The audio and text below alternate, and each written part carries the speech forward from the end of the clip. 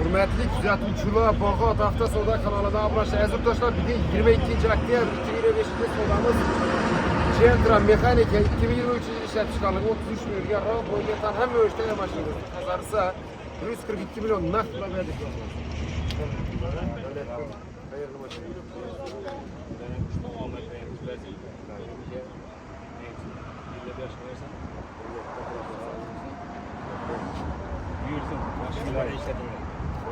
Siz ham to'ylar ham buyursin, xayrli, davlatli bo'lsin. Kuzatamiz satgan avtomobilimiz Gentra Mexanika 2023 33 millionga metan bor. Kraska rodli. Avtomobilimizda ishti 142 million. Qazarsa sat. Kelsangiz deb to'sha shunday zo'r chiroyli senalarda mashinalar ko'p, avtokredit, barter, naqd pul asosida kelib avtomobillarimizni xarid qilishlarini o'tkazib to'shlar.